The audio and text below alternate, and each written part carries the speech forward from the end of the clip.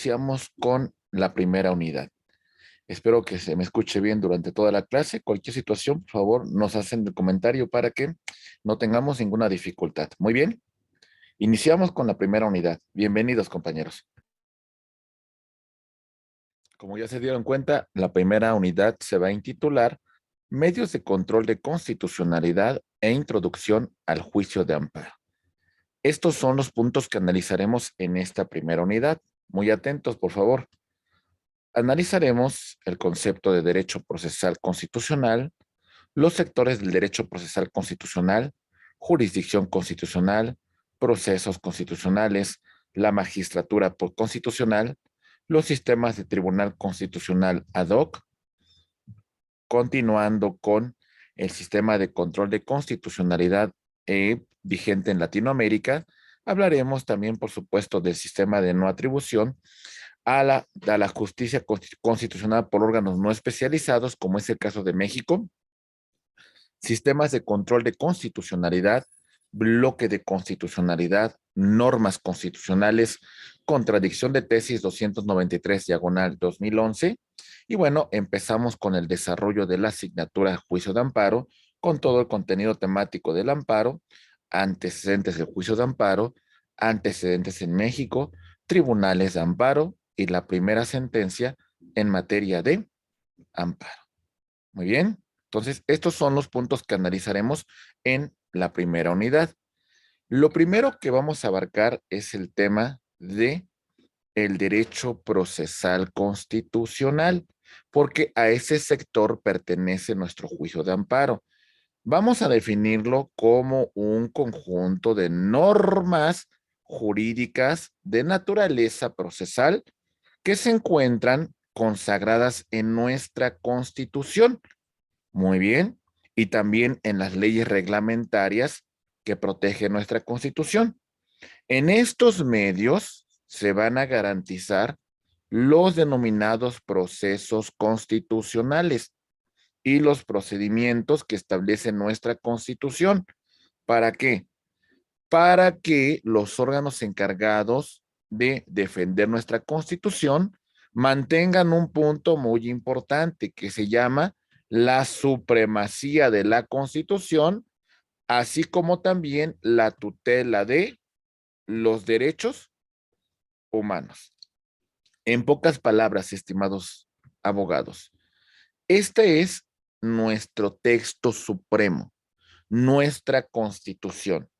La Constitución es la base de que da origen a las funciones de nuestras del Estado.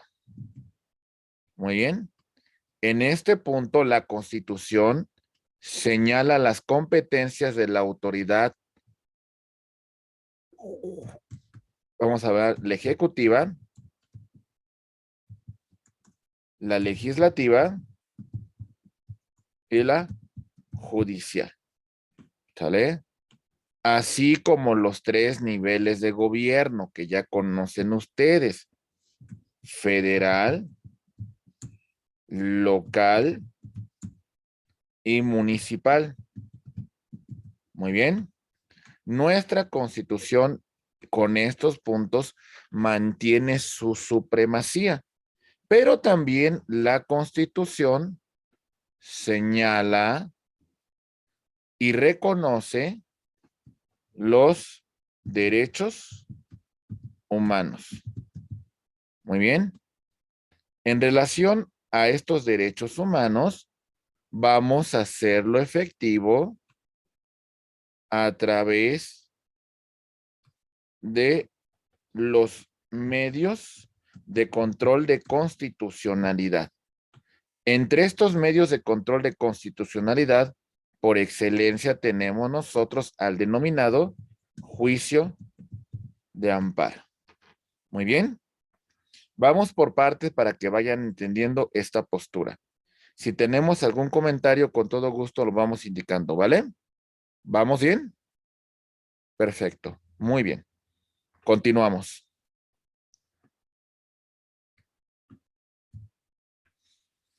Hay varios sectores del derecho procesal constitucional. En ese sentido, podemos mencionar los siguientes sectores. Atentos, por favor. El primer sector que se va a comentar es el derecho procesal constitucional de las libertades. Muy bien. La Constitución se integra de conformidad con la doctrina con dos grandes apartados. La parte dogmática de la Constitución y su parte orgánica. Muy bien. La parte dogmática principalmente hace mención al tema de reconocimiento de los derechos humanos. Estos derechos humanos se encuentran reconocidos tanto del texto de la Constitución como también del que se encuentra reconocido dentro de los tratados internacionales. ¿Sale? Estos dos puntos son importantísimos. Derechos humanos de régimen constitucional, pero también los derechos humanos que se encuentran señalados en los tratados internacionales. En este punto de partida, estimados amigos, tenemos a lo largo de nuestros 136 artículos que consagran nuestra Constitución la tutela de distintos derechos. Por ejemplo, en lo que regula el artículo 6 de la Constitución, el derecho a la libertad de expresión, ¿verdad? Si este derecho es coartado, pues bueno, como gobernado voy a hacer uso de este medio de control de constitucionalidad, que implicaría a través del amparo, me voy a proteger contra un acto que restrinja mi libertad de expresión. Artículo 7 habla de la libertad de imprenta. Si de alguna manera la autoridad me vulnera este derecho, voy a hacer uso del derecho procesal constitucional de las libertades. El amparo por excelencia es el medio de control de constitucionalidad de las libertades. ¿Sale? Si la autoridad me vulnera mi derecho de asociación contemplado en el artículo 9 de la Constitución, bueno, estimados amigos, a través del derecho procesal constitucional de las libertades, voy a defenderme contra esos actos de autoridad que restrinjan mis derechos humanos reconocidos en la Constitución y en los tratados internacionales. ¿Lo vamos comprendiendo, compañeros? Ok, perfecto. Entonces, aquí ubicamos a este derecho procesal constitucional. Y como lo mencionamos con antelación, por supuesto que por excelencia, aquí vamos a tener a nuestro juicio de amparo. Perfecto. Muy bien. Ahora también hacemos mención del derecho procesal constitucional orgánico. ¿Qué implicaría este derecho procesal constitucional orgánico, estimados abogados? Bien, como indicamos con antelación, la Constitución establece las funciones de nuestras autoridades. En este punto hablamos de los niveles de gobierno. Muy bien. Podemos mencionar el nivel de gobierno federal. Muy bien. Hablamos del local y del municipal.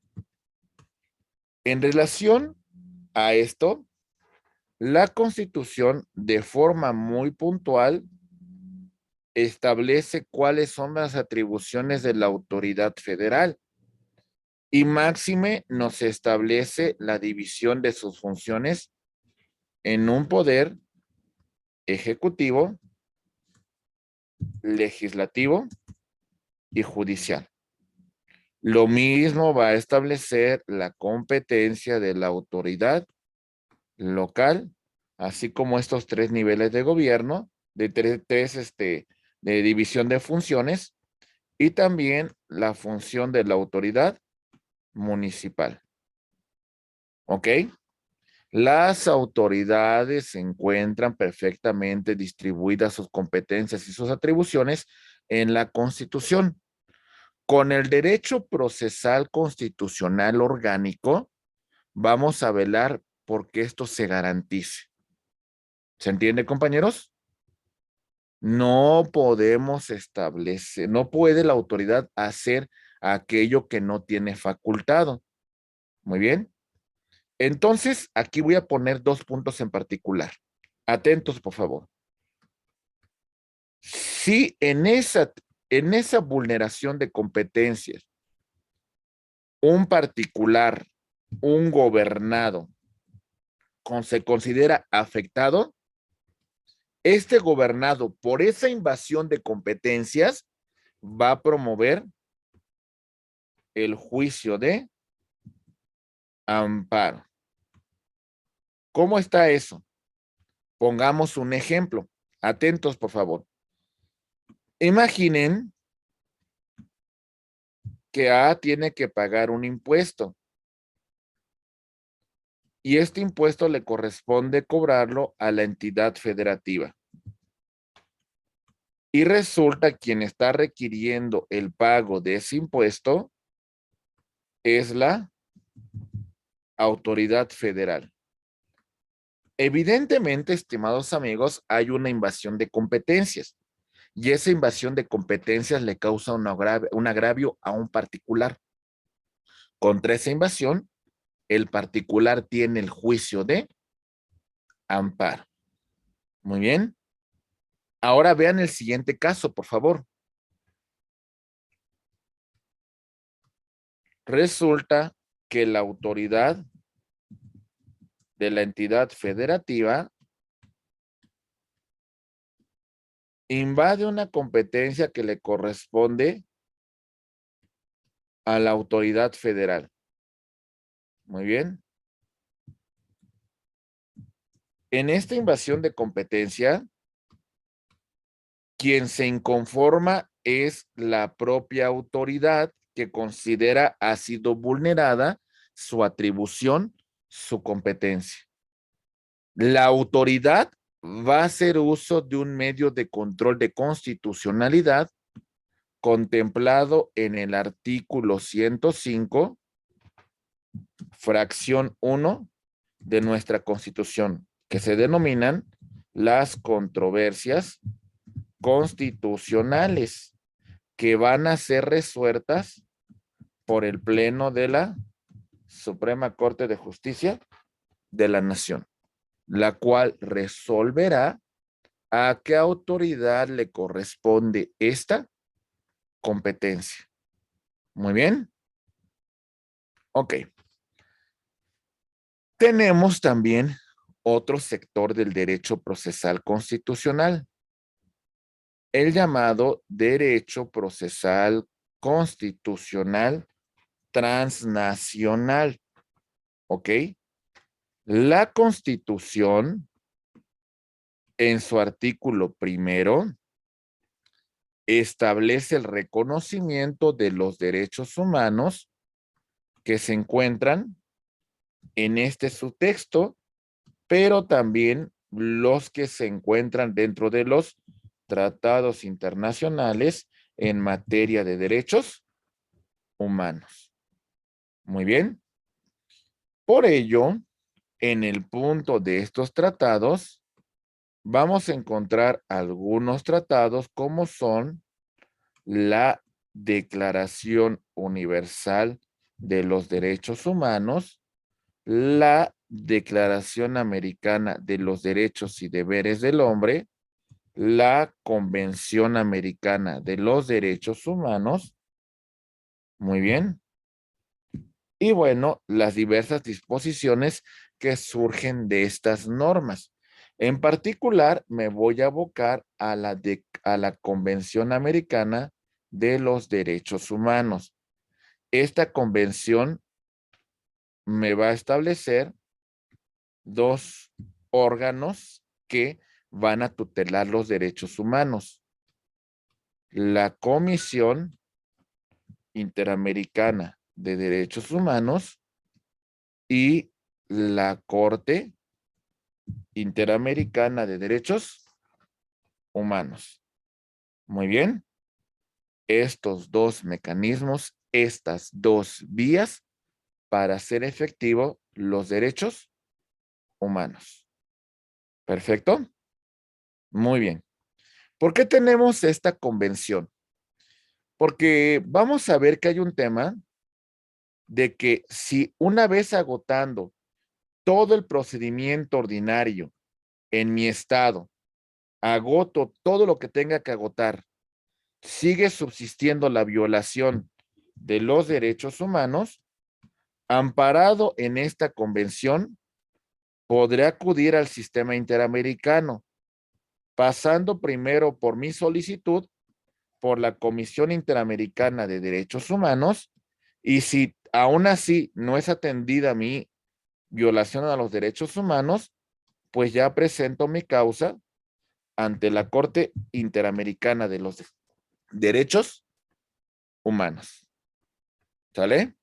Ahí es donde nosotros vamos a enfocar el derecho procesal constitucional transnacional. Muy bien. Y tenemos un derecho procesal constitucional en un ámbito local. Aquí está. ¿Esto qué nos implica, compañeros? Nos hace mención a un punto muy concreto. Nuestro país no solamente tiene una constitución federal, sino nuestro país tiene 31 entidades federativas, y con la reforma a la Ciudad de México, tenemos también la Ciudad de México, muy bien, que va a tener su respectiva constitución.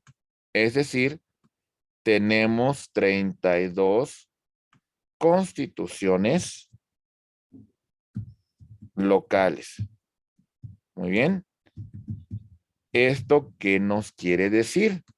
Nos dice un punto muy importante, que a nivel local también vamos a tener mecanismos para la tutela de los derechos humanos, pero desde el ámbito de las constituciones de las entidades federativas, que no hacemos mucho alusión a ellas, pero es importante destacar, por favor, estimados amigos, que existen estos medios. ¿Lo comprendemos, compañeros? ¿Vamos bien? Ok, muy bien, perfecto. Habiendo comentado estos 4 puntos que ya ustedes los comprenden, vamos a avanzar con el siguiente punto. Los sectores del derecho procesal constitucional. Vamos a hablar de la jurisdicción constitucional, de los procesos constitucionales y de la magistratura constitucional. Muy bien. Ahí va. Atentos, por favor. Jurisdicción constitucional. ¿Cuál es el valor jurídico de nuestra Constitución? Es la primera pregunta que tendríamos que resolver. Y para hablar del valor jurídico de nuestra Constitución, tendríamos que decir que es la norma suprema. ¿Sale? Es la norma que da fundamento y que da origen a los actos de autoridad. Asimismo, va a dar sustento y fundamento a las leyes de nuestro país. Por eso, la Constitución no tiene un lugar secundario, compañeros. Es la norma primera. Es la norma que se encuentra por encima de todo el orden jurídico. Y si yo quiero mantener esta supremacía, bueno, entonces, ¿qué voy a hacer con los actos que sean contrarios a la Constitución? ¿Qué debo de hacer, compañeros? ¿Permitir que subsistan? ¿No hacer nada? Si yo permito que esos actos subsistan, entonces mi Constitución se va a convertir en una hoja de papel, como nos estableciera Paolo Viscaretti di Ruffia. Lo importante de una Constitución es su supremacía, es su defensa, es su eficacia. Muy bien. Ok. Otro sector importante. Decimos, el control de constitucionalidad y sus alcances. Bien. La persona que se queja de una violación a la Constitución, ¿cuáles son los efectos de esta resolución? Los efectos pueden ser particulares y los efectos pueden ser con efectos generales.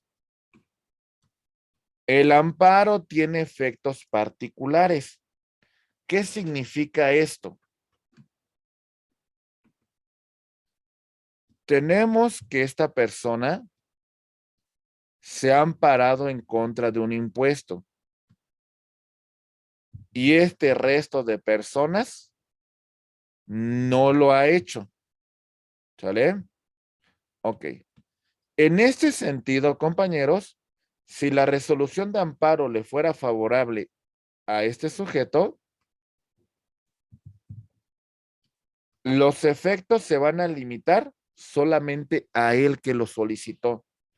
Estas otras personas, aunque se encuentren en la misma situación, con la pena, pero no promovieron este medio de control de constitucionalidad para la defensa de sus derechos. ¿Queda claro, compañeros? Los efectos son Una pregunta, maestro. relativos. Sí, lo escucho. Y en ese sentido, los demás, se les hace o se les, vamos a imaginar que se van a, promueven el amparo. ¿Cómo se le llama a ese proceso? ¿Pueden apegarse al amparo que ya fue otorgado? No, porque el amparo es relativo. Al final de cuentas, lo promovió fulanito de tal y es el amparo que él está promoviendo. Entonces, en este caso sería ahora sí que otro nuevo, se puede decir. Exactamente. Lo que sí puede ocurrir es, en este tema en particular, es un amparo colectivo. Eso sí podríamos hacerlo. Y en ese amparo colectivo, pues todas esas personas lo van a promover de forma masiva. Y en este punto, pues todos estos que se van a beneficiar son los que hayan sido incluidos dentro de esta tramitación. ¿Ok? Ok, sí, gracias. Ok. Más Disculpe, adelante, licenciado, sí. perdón. En este caso no es como los demás que puede existir jurisprudencia cuando se gana un caso de estos con amparos. Ok, ese es otro tema que también vamos a explicar un poco más adelante. A ver, en pocas palabras, ¿qué significa esto? Que si sobre este amparo, vamos a poner el caso, ¿eh? Imaginen que en el amparo que promovió, resulta que quien conoció del amparo es la Suprema Corte de Justicia de la Nación, ¿sale? Y esta Suprema Corte ha emitido una resolución por el Pleno y es aprobada por 8 ministros, o en el caso de las salas, por 4 ministros. Entonces, esta determinación, salvo que sea cuestión tributaria, esta determinación sí puede tener efectos generales por lo que conocemos en la Corte como el precedente judicial. Entonces, ahí sí tendría efectos generales, salvo la cuestión tributaria. ¿Lo entendemos, compañeros? Sí, mi estimado Ramón, ¿sí le quedó claro ese Sí, punto? sí, licenciado. Gracias. Ok. ¿Vamos bien, compañeros? Perfecto. Siguiente punto. Ahí va. Los sistemas de control y sus alcances son distintos y variados, y vamos a comentarlo unas láminas más adelante para que a ustedes les quede claro. El último punto sería la sentencia constitucional y su interpretación. Recuerden que hay órganos que se van a encargar de proteger nuestra Constitución. Muy bien. Tenemos un control difuso y un control concentrado. El control difuso implica que todas las autoridades deben de aplicar la norma constitucional y hacerla efectiva. Todas las autoridades. Y el control concentrado limita la tutela de la Constitución al poder judicial de la Federación. ¿Sale? Aquí vamos a hablar de la Suprema Corte de Justicia de la Nación, del Tribunal Electoral del Poder Judicial de la Federación, de los tribunales colegiados de circuito, de los tribunales colegiados de apelación, de los juzgados de distrito y del Consejo de la Judicatura Federal. Muy bien. Ok. Entonces, estimados amigos, el último intérprete, escuchen bien lo que digo, el último intérprete de la constitucionalidad en nuestro país no es otra autoridad que la Suprema Corte de Justicia de la Nación. Entonces, las determinaciones de constitucionalidad que dicte otra autoridad, al final de cuentas, el último intérprete que tendrá que pronunciarse sobre la constitucionalidad o no de un acto, ¿quién va a ser? La Suprema Corte de Justicia de la Nación. ¿Se entiende, compañeros? Es el último intérprete de constitucionalidad. ¿Está claro, compañeros? Muy bien, perfecto. Mis estimados abogados, vamos a pasar a otro punto. Los procesos constitucionales. En este tema, quiero que por favor toda la atención del mundo, compromiso y dedicación con nuestra formación profesional. Ahí va. Si empezamos a hablar de los diferentes mecanismos que tienen nuestra Constitución para garantizar su supremacía, destacamos, por ejemplo, el juicio de amparo. Artículos 103 y 107 de la Constitución. En este punto, vemos que nuestro juicio de amparo va a servir para la tutela de los derechos humanos que se encuentran consagrados en nuestra Constitución y en los tratados internacionales. Muy bien. Pero también va a servir en el supuesto de invasión de competencias de la autoridad. ¿Sale? Cuando nos causen un agravio como gobernados. Invasión de competencia. Muy bien. Ok. Lo promueve el gobernado contra actos de autoridad. Muy bien.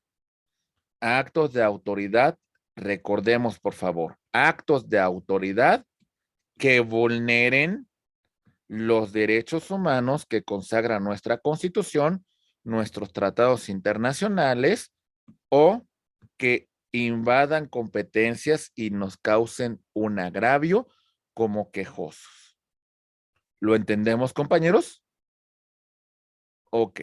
Entonces, esta va a ser, para empezar, su naturaleza. El juicio de amparo tiene una doble tramitación. Ahí va. Tenemos la tramitación del amparo en su vía indirecta o en su vía directa. La indirecta también se le denomina biinstancial, porque la resolución que se dicte se puede promover un recurso, y en la directa se le conoce como uniinstancial, porque entre comillas se supone que ya no se puede promover ningún otro recurso. La sentencia queda firme, pero vamos a ponerle aquí un pequeño asterisco. Me van a preguntar esto un poco más adelante, así que vayan tomando esta nota.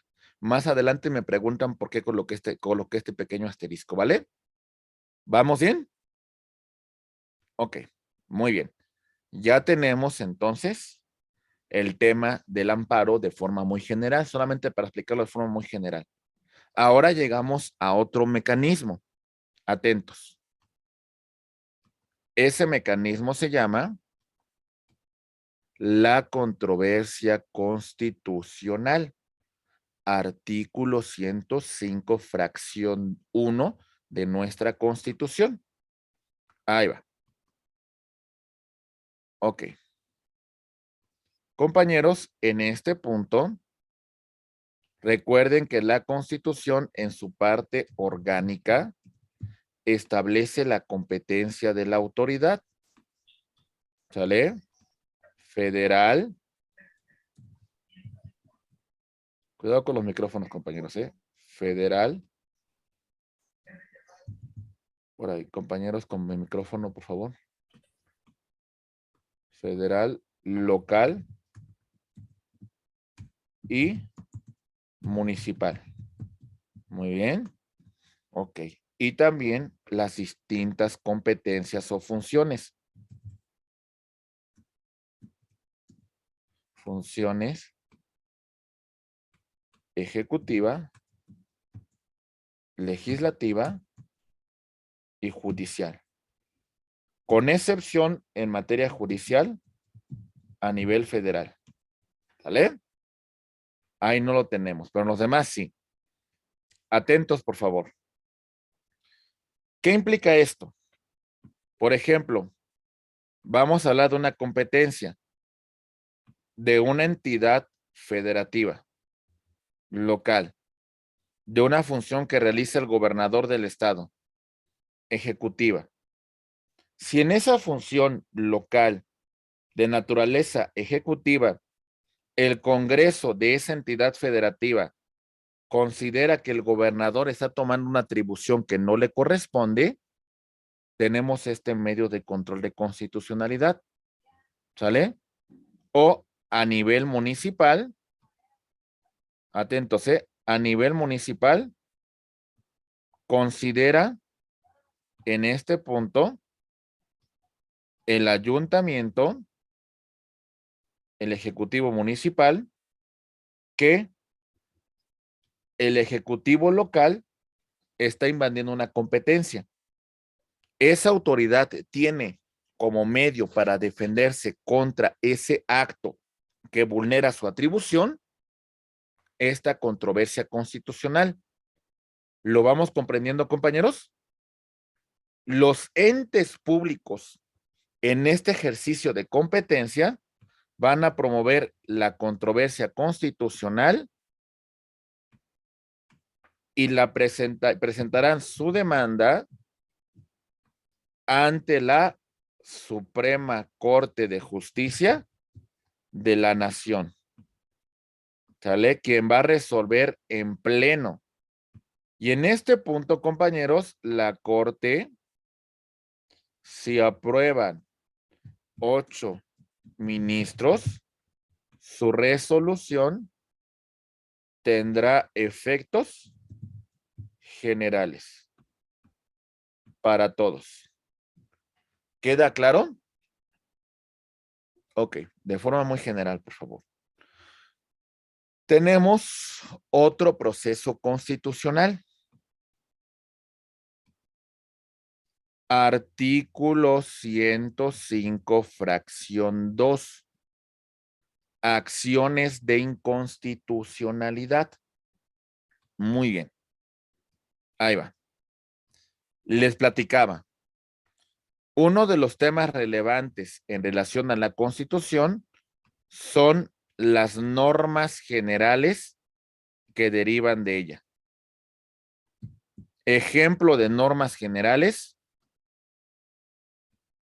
tratados internacionales, leyes federales, leyes locales, leyes municipales, decretos, reglamentos, tanto federales como reglamentos locales, etcétera, etcétera. Todas estas normas deben de abocarse a lo que la Constitución establece y no pueden contradecirlo. ¿Hasta aquí vamos bien? Si una ley es contraria a la Constitución, tenemos dos mecanismos que podemos utilizar. Si quien se encuentra afectado por esa determinación es un gobernado, ¿sale? Por ejemplo, Juan Pérez considera que la norma vulnera sus derechos humanos. Juan Pérez, contra esa ley inconstitucional, va a promover su demanda de amparo contra leyes. Amparo indirecto. ¿Ok? Juan Pérez se consideró agraviado. Pero tenemos otras autoridades. Ahí les va. Que van a velar que las normas que emanen de la Constitución se encuentren apegadas a la misma. Estas autoridades son, vayan tomando sus notas, por favor, Congreso de la Unión. Sale un 33% de los diputados y senadores. ¿Sale? En este 33% vamos a hablar de la Cámara de Diputados y la Cámara de Senadores. Muy bien. Congresos locales.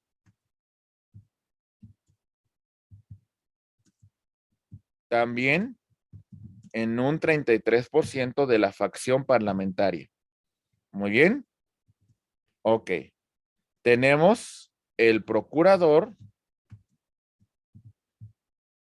General de la República. Bueno, la Fiscalía General de la República, más bien, perdón. Fiscalía General de la República. El Fiscal General. Tenemos a los partidos políticos, ¿vale? Solamente en temas electorales. Y estos partidos pueden tener un registro federal o un registro local. Muy bien. Tenemos a los directores de los organismos constitucionales autónomos en leyes que tengan que ver con su competencia. Muy bien. Tenemos, por ejemplo, la CNDH, Comisión Nacional de Derechos Humanos, y a las comisiones locales de derechos humanos. Estos son los organismos que podrán presentar acción de inconstitucionalidad. El 33% de diputados y el 33% de senadores sobre leyes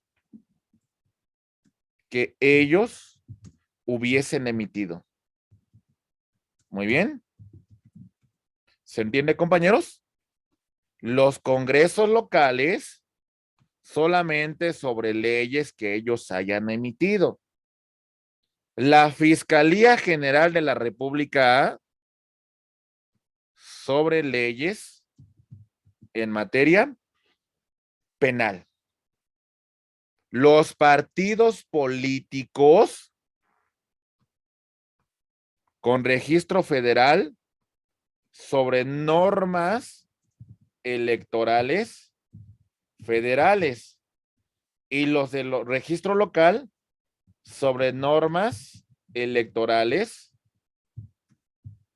a nivel local. Los directores de los organismos constitucionales autónomos sobre normas que versen sobre su competencia. Por ejemplo, el director de Pemex podrá presentar una acción de inconstitucionalidad contra una ley que verse sobre el tema de hidrocarburos. Es su competencia, ¿verdad? ¿Estamos de acuerdo? Ok. La CNDH sobre normas en todo el país que pudiesen vulnerar derechos humanos y las comisiones locales sobre normas de tema de derechos humanos en el ámbito de su respectiva entidad federativa. ¿Ok? ¿Qué hacen estos órganos que mencioné? Verifican que la ley, de acuerdo del ámbito de su competencia, no sea contraria a la Constitución. Y en este punto, ellos van a promover este medio de control de constitucionalidad ante la Suprema Corte de Justicia de la Nación. Si la norma se considera que es contraria a la Constitución y es aprobada por 8 ministros,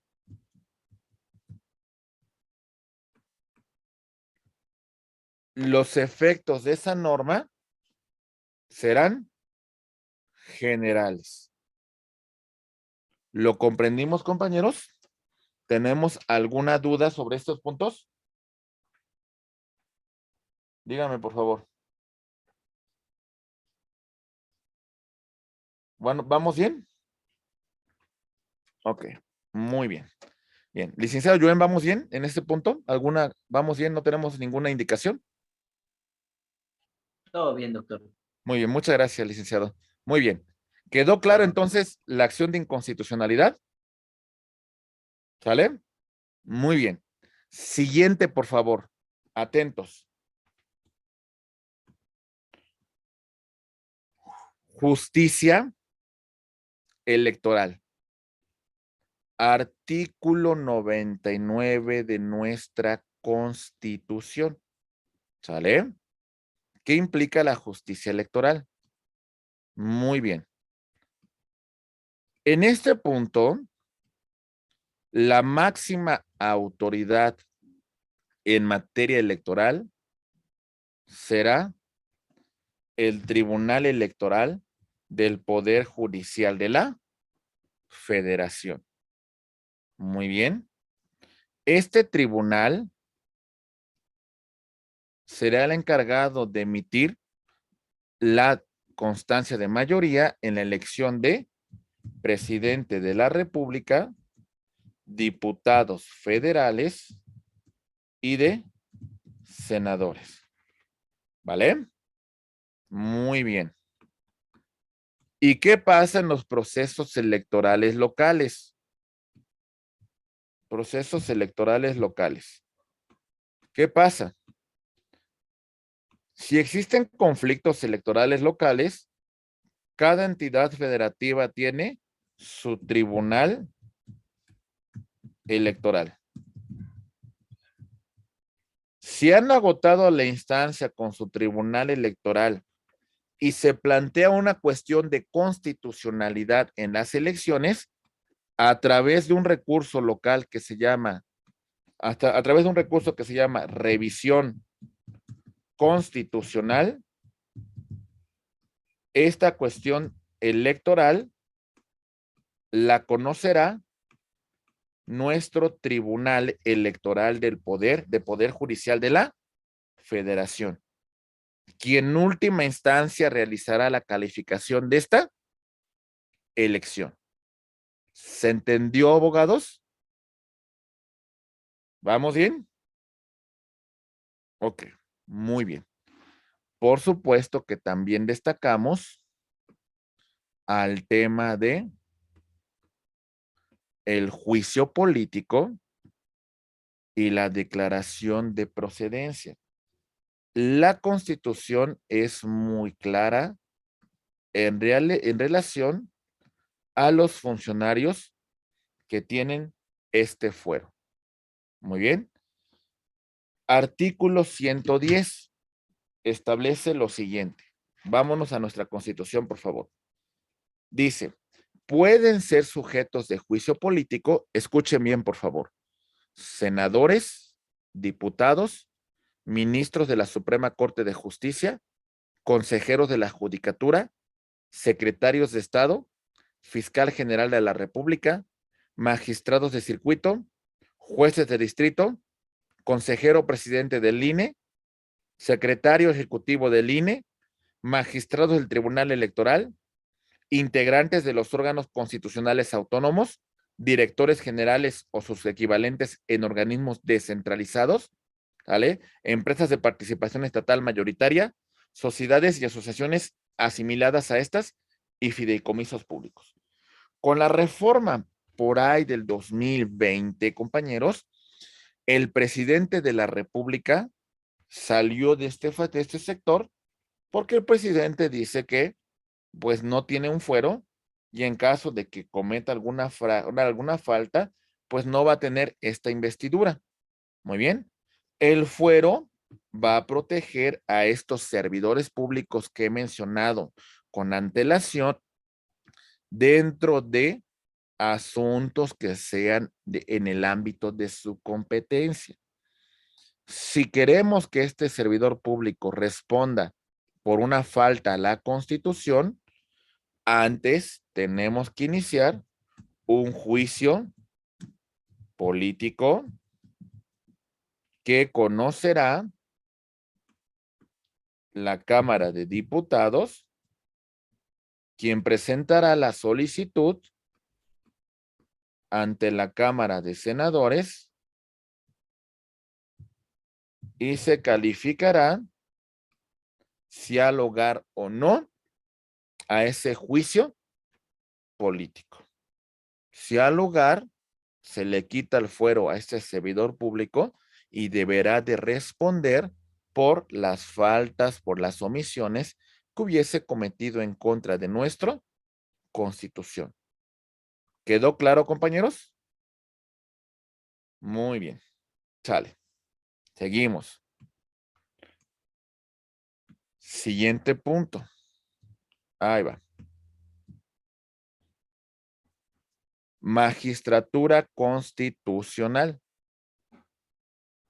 Hay estos sectores de la magistratura constitucional que debemos tomar en consideración. Atentos. Sistema de control de constitucionalidad ad hoc.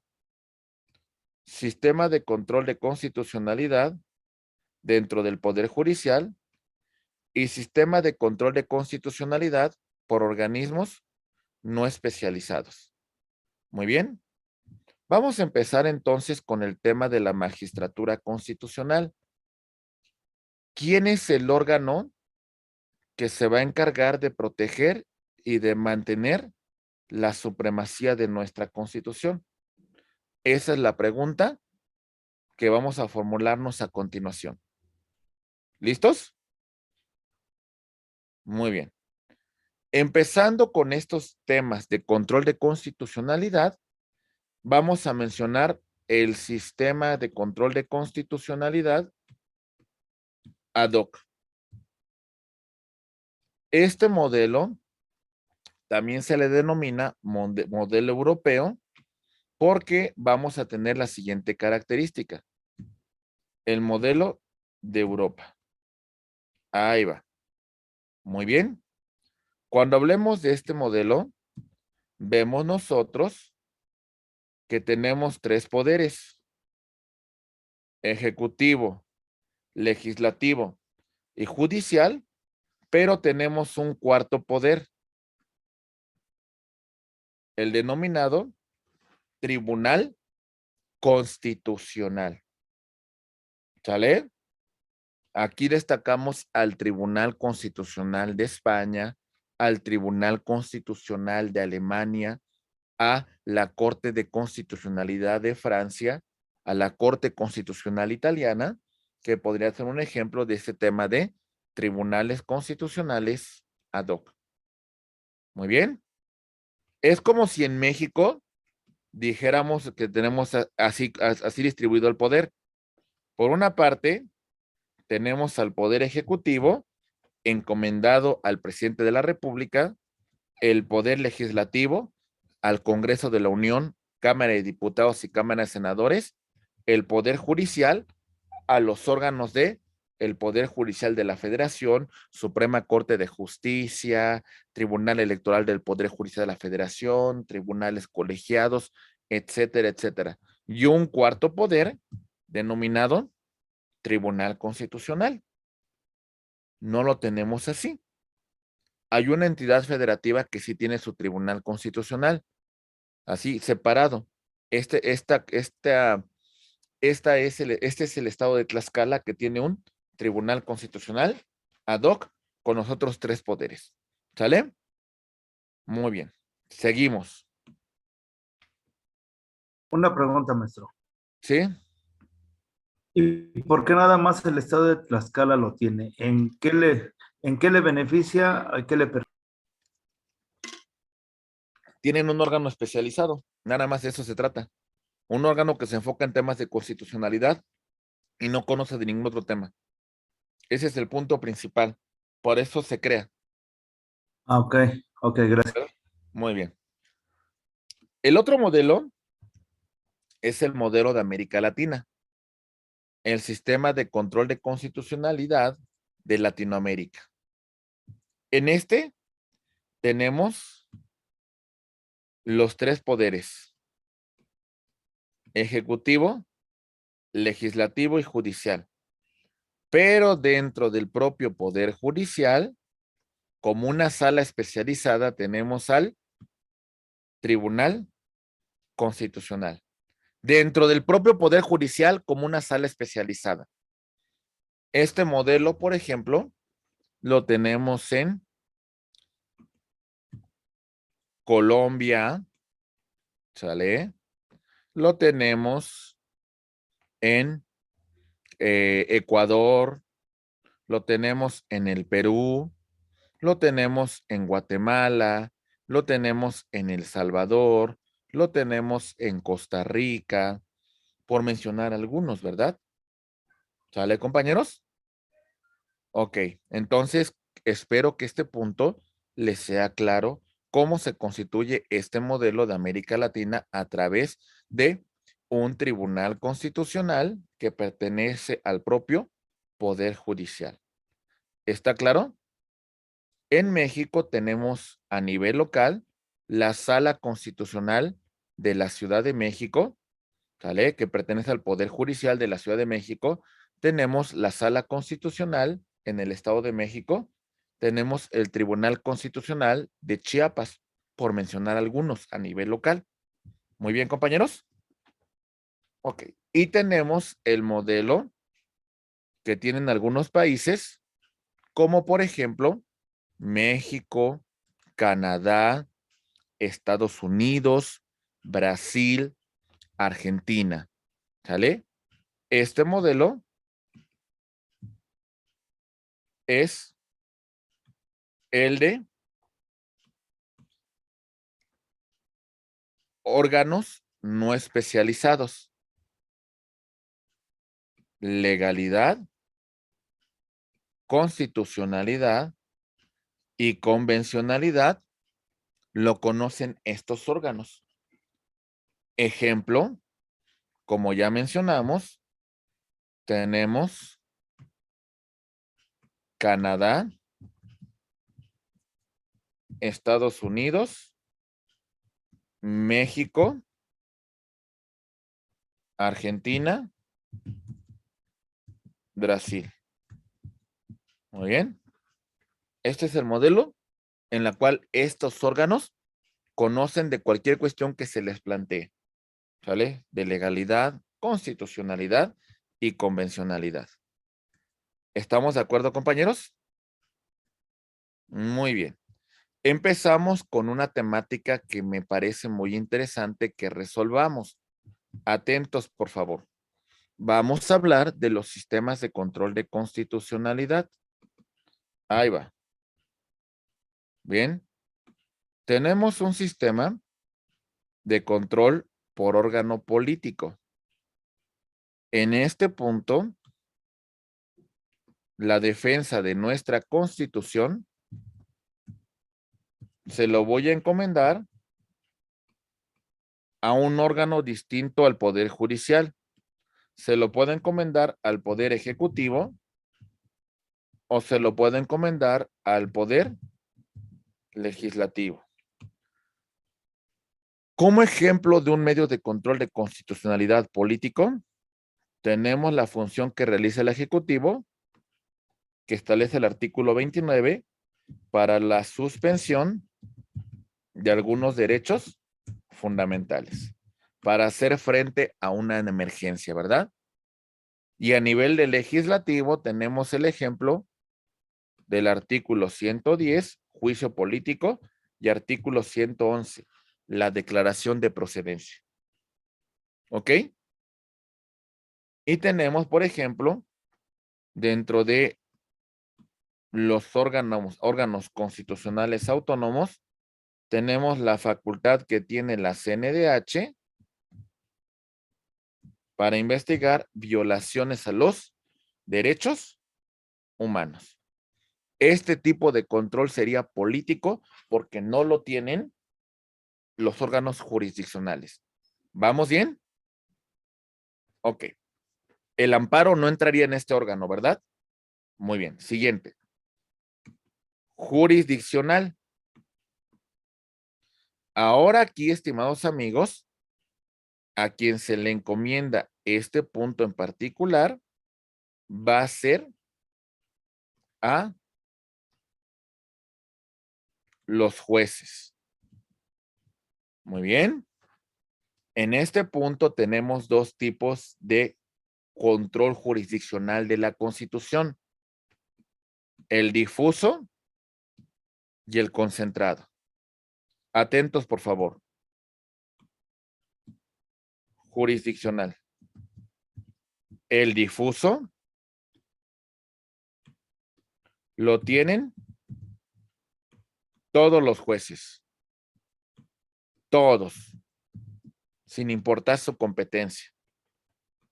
Y el control concentrado lo van a tener los órganos que integran el Poder Judicial de la Federación. El juicio de amparo, aquí entraría.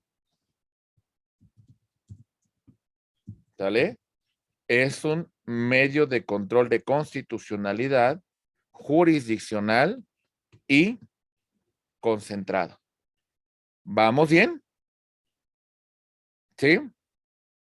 Ok. Control de constitucionalidad abstracto. El abstracto lo vamos a llamar como preventivo.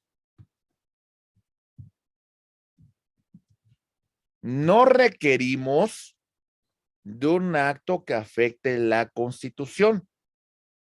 Inclusive de forma preventiva, cuidamos que ningún acto vulnere, que ningún acto pues pueda ir en contra del orden constitucional. ¿Sale? Nos cuidamos antes de que ocurra, protegemos a la Constitución. El control, como un ejemplo de control abstracto, lo tenemos en el artículo 105, fracción 2, a través de la acción de inconstitucionalidad, cuando algunos órganos que mencionamos verifican que las normas que ellos han emitido no sean contrarias a la Constitución. ¿Sale? Acción de inconstitucionalidad. Control concreto. En el control concreto, sí requerimos de un acto que viole la Constitución. Sí lo requerimos. ¿Sale? Si no, no va a operar. Requerimos del acto que viole la Constitución. En este punto, compañeros, vamos a hacer mención al amparo, porque requerimos de un acto de autoridad que vulnere los principios que consagra nuestra Constitución. ¿De acuerdo? Entonces, en conclusión, el amparo es un medio de control de constitucionalidad de naturaleza jurisdiccional. Además, es concentrado porque únicamente van a conocer del amparo el Poder Judicial de la Federación y es concreto porque requiere de un acto de autoridad que sea contrario a la Constitución. ¿Quedó bien, compañeros? ¿Se entiende? ¿Sale? Muy bien. Otro punto que vale la pena mencionar es el siguiente. Atentos.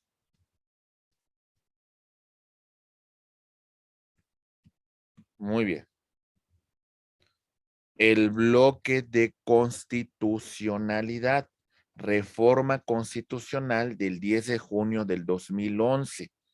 La Constitución y los tratados internacionales que van a encontrarse en el mismo parámetro, que van a encontrarse en la misma jerarquía, que van a encontrarse en la misma tutela de los derechos. Muy bien. Ok. Cuando nosotros hablamos del bloque de constitucionalidad, imaginen que este es el corazón de la tutela de sus derechos. Aquí está. Este es el órgano principal. Esto es lo que hace circular la naturaleza de los derechos humanos. Tenemos la Constitución, la Declaración Universal de Derechos Humanos y los tratados internacionales en materia de derechos humanos. Es la columna vertebral, es la piedra filosofal de donde surgen todos estos derechos.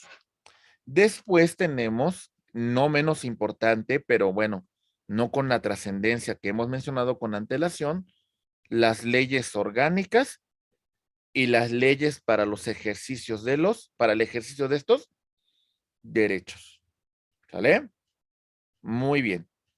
Estimados abogados, si nosotros queremos saber el alcance de la reforma constitucional en materia de derechos humanos, vamos a tener que estudiar la contradicción de tesis 293 diagonal 2011, que hace mención a lo siguiente: los derechos humanos tienen la misma eficacia normativa, sin importar si su fuente es constitucional o convencional. Se les reconoce ese mismo rango. ¿Sale? Muy bien. Entonces, habla esta contradicción de que los derechos humanos, tanto de fuente constitucional como de su fuente derivada de tratados internacionales en materia de derechos humanos, se encuentran al mismo rango. Pero también nos menciona la obligatoriedad de la jurisprudencia interamericana. Esto es decir, las resoluciones que emite la Corte Interamericana de Derechos Humanos. ¿Cuál es el nivel de compromiso de esta jurisprudencia? 1. Asuntos que tengan que ver sobre conflictos en los que México es parte. Muy bien. 2. Asuntos derivados de conflictos, aunque México no sea parte. Y punto número 3, que no es el compromiso fijado por México, ¿eh? ¿Sale? México no se ha comprometido esto en asuntos referentes a compañeros, a un tema de recomendaciones. ¿Ok? ¿Lo comprendemos, compañeros? Muy bien. Entonces, estos temas son vinculantes y son obligatorios. Tómenlos en consideración porque va a ser la pauta importante sobre este punto. ¿Sale? Muy bien. Deme un segundito, compañeros, deme un segundito. Me están llamando en algo rápido. Deme un segundo. No sé, no.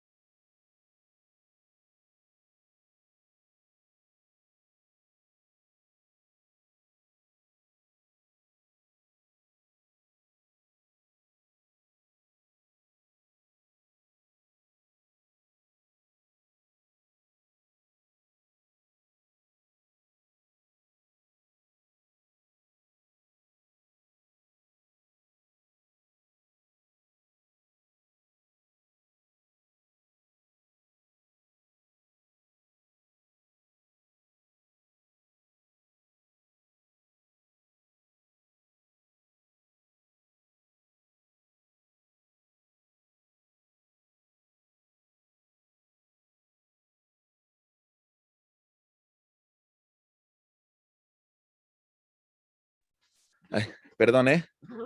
Ya andamos por aquí. ¿Listos? Ya, tranquila. Muy bien. Bien, compañeros. Muy bien. ¿Alguna duda con estos puntos que hemos comentado? ¿Vamos bien? ¿Se entiende? Muy bien. Seguimos. Ustedes tienen que tomar en cuenta un punto fundamental cuando hablamos de un tema llamado bloque de constitucionalidad. ¿Vale? Olvídense del sistema piramidal en el tema de derechos humanos. En el tema de derechos humanos, no vean el sistema así, que la Constitución está por encima, que los tratados internacionales, que las leyes federales, etcétera, etcétera. No. En el tema de derechos humanos, hablemos de un bloque. Y este bloque nos implica que aquí dentro hay distintas normas, ¿sale? Por ejemplo, la Constitución, por ejemplo, los tratados internacionales, por ejemplo, las leyes federales, por ejemplo, las leyes locales, muy bien, los reglamentos federales, los reglamentos locales, ¿sale? Podríamos establecer aquí el tema, por ejemplo, de contratos, etcétera, etcétera, ¿vale? En este punto, yo voy a aplicar la norma que sea más favorable a los derechos humanos, lo que más favorezca. Muy bien. ¿Cómo voy a aplicarlo? a través del principio pro persona. La norma que menos restrinja, la norma que menos vulnere, la norma que menos lesione los derechos humanos. ¿Vale? Muy bien. ¿Alguna duda sobre esto, compañeros? ¿Vamos bien? Ok, entonces este es el nuevo sector que ustedes tienen que garantizar, que ustedes tienen que proteger. El tema de el bloque de constitucionalidad. Siguiente punto. Atentos, por favor. Mi estimada Claudia, te escuchamos, por favor. Profesor, no entendí esa parte, o bueno, me queda duda. Tenemos que agotar las instancias que vayan antes de llegar a la Constitución. Por ejemplo, las leyes que van al principio, los códigos y esas cosas. No, en el tema de derechos humanos, usted va a aplicar la norma que más le favorezca. Ok, La que más le favorezca. Le pongo un ejemplo. Vamos a hablar que en una empresa se ha establecido que la jornada laboral va a ser de 6 horas. ¿Sale? La jornada laboral en esa empresa son de 6 horas. Si usted analiza el texto de la Constitución, se establece 8 horas en una jornada ordinaria. Si vemos la Ley Federal del Trabajo, nos encontramos también con esas 8 horas. Si nos remitimos a tratados internacionales de la OIT, nos vamos a encontrar con el mismo supuesto. Aplicando la norma que sea más favorable a los derechos humanos de los trabajadores, ¿cuál es la norma que más garantiza, que más tutela, que más protege los derechos humanos? ¿Cuál sería en este caso en particular? pues la Constitución. ¿Sí es la Constitución, compañeros? En este caso, en este ejemplo. Sería la Ley Federal del Trabajo, ¿no? No, en este ejemplo que le estoy señalando. La de la empresa. ¿Cuál es la norma que más garantiza los derechos en esta empresa? El contrato de Contrato trabajo. laboral. Sí, o sea, en ese supuesto, no hago más que aplicar la norma que sea más favorable a los derechos humanos. ¿Se entiende? Por eso rompamos ese esquema de la Constitución, norma suprema. No, aquí en el tema de bloque de constitucionalidad, yo con el principio pro persona aplico la norma que sea más ad hoc, que garantice más los derechos humanos. ¿Se entiende? ¿Vamos bien? Me dicen, por favor. ¿Sí, compañeros? Muy bien.